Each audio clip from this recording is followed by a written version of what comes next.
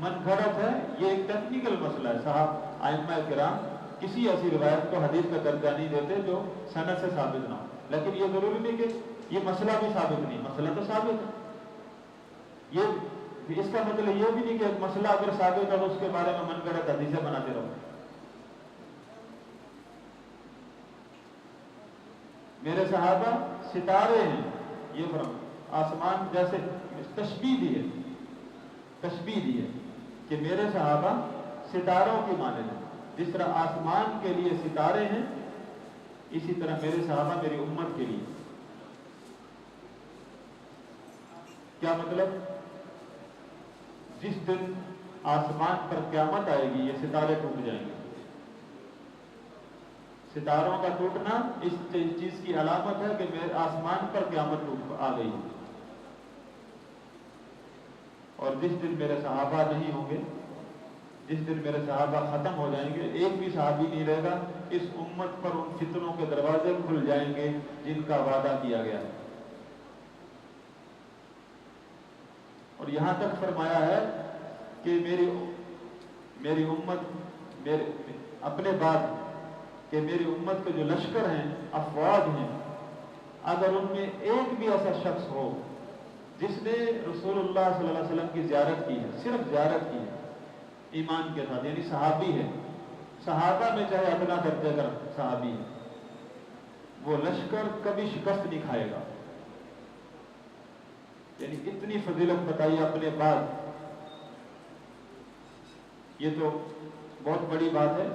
فرمایا کسی بھی اسلامی لشکر میں ایسا شخص موجود ہو جس نے میرے صحابہ کو دیکھا ہے، میرے صحابہ کا متبع ہے، یعنی صحابہ کو دیکھا ہے، صحبت پائی ہے، وہ لشکر شکست نہیں کھائے گا. یہ فضائل ہے صحابہ کے اور اصحاب الحدیث کے، جو صحابہ کے ہاتھوں میں پرورش پائی ہے، جنہوں نے تربیت لی ہے.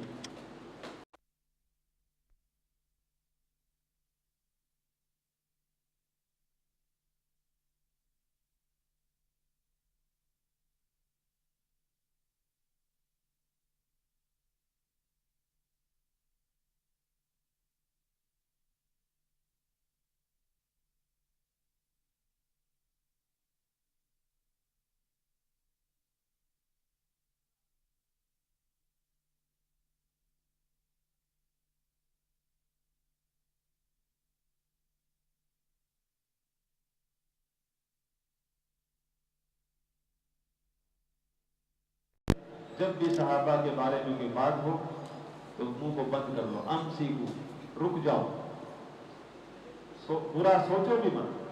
صحابہ کا معاملہ ہی الگ ہے، وہ سبقت لے جا چکے ہیں.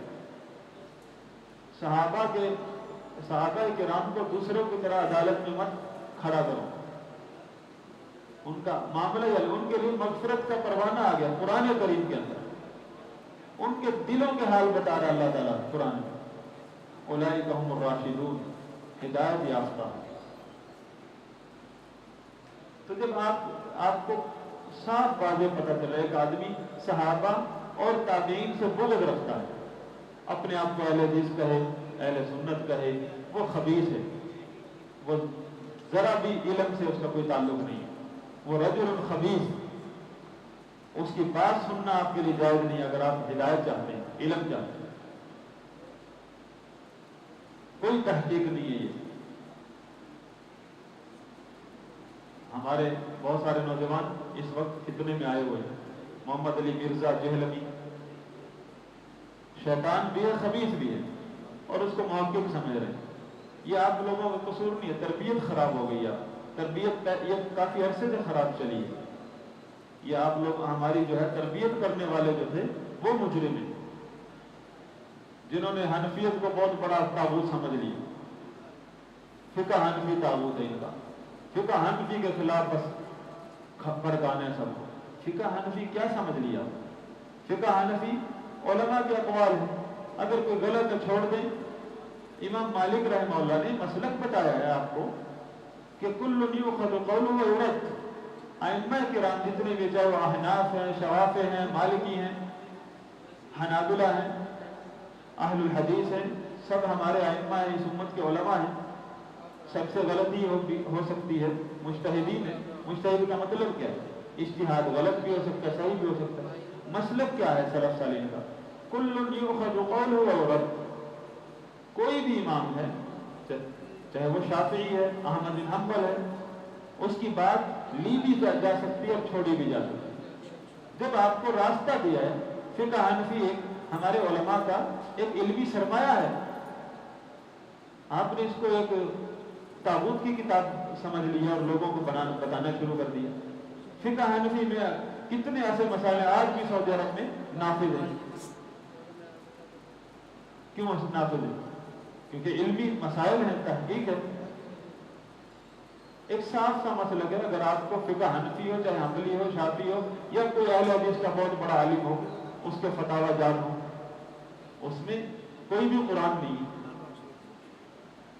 علماء کی تحقیق ہے، اس میں جو کتاب و سنت کے اگر آپ دیکھیں اجتہاد غلط ہے، اس کو چھوڑ دو، باقی لے لو. آئمہ کے علم کے بارے میں تو فیصلہ دے دو، بس ٹھکرا دو.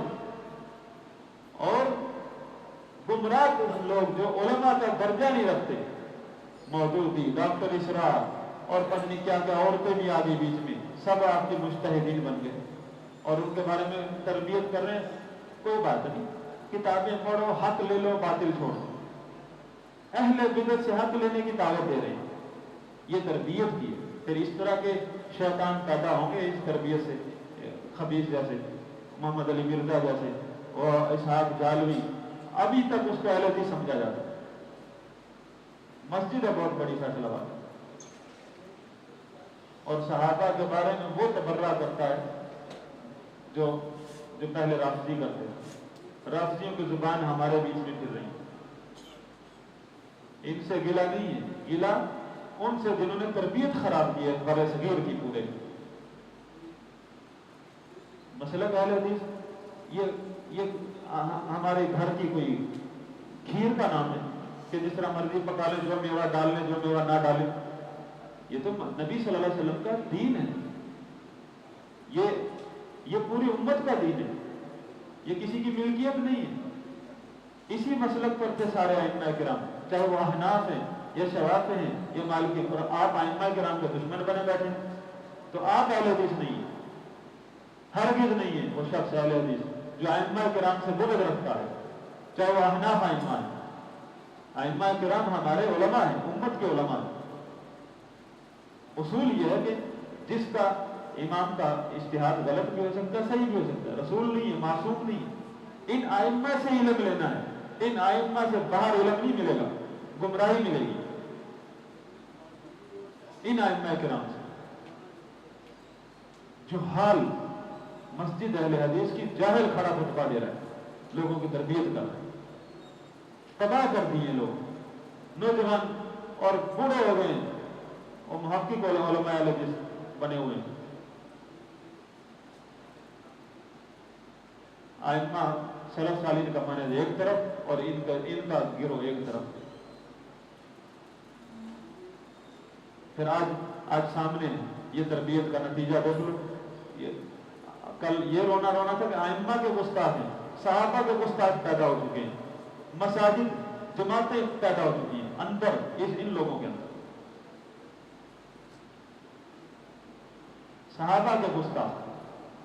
پہلے تو یہ رونا تھا کہ ائمہ کے احترام نہیں کرتے، صحابہ کے گستاخ انہی کے اندر موجود.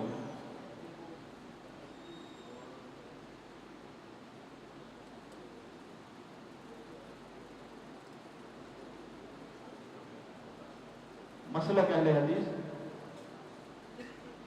اس منہج کا نام ہے. اہل الحدیث سے مراد کون ہے؟ وہ ائمہ کرام جو صحابہ کے متبع، والذین اتبعوہم بإحسان رضی اللہ عنہم ورضوا عنہ. اصحاب الحدیث، ائمۃ الحدیث، اہل الحدیث، اس سے مراد اہل العلم ہے. یہ ہمارے جیسے جہال نہیں، اہل العلم ہے، تنظیمیں نہیں. اور مسلک اہل حدیث کا مطلب ان ائمہ کا مسلک مضاف ہے، اضافت کی گئی مسلک کی ائمہ کی طرف. اور اگر آپ اہل حدیث بننا چاہتے ہیں تو بہت بڑی نعمت ہے، یہ بہت بڑی خوش نصیبی ہے، لیکن کیا مسلک اہل حدیث ہے کیا؟ یہ وہ اس طریقے کا نام ہے، اس منہج کا نام ہے جس پر صحابہ اور تابعین اور تبع تابعین اور ائمہ کرام تھے، اس منہج کا نام ہے۔ اور ہم آج جو ہمارے علماء اہل حدیث کی دعوت کوئی نئی دعوت نہیں ہے، ان کی دعوت وہی ہے کہ اس طریقے پر آج اور جس پر اس امت کے علماء ہیں، ہمارے ائمہ کرام، علماء کرام، چاہے وہ ہمارے پرانے اکابرین کی کتابیں پڑھیں، ہندوستان میں، پاکستان میں، سعودی عرب میں، مصر میں، جہاں بھی آپ علماء اہل حدیث جو اہل علم ہیں، آپ ان کے قریب لگیں، آپ کو پتہ چلے گا مسلک کیا ہے۔ لوگ علماء کو پہچانتے نہیں، علماء کے قریب لگتے نہیں، بس اپنے ذہن سے مسلک بنا لیتے ہیں۔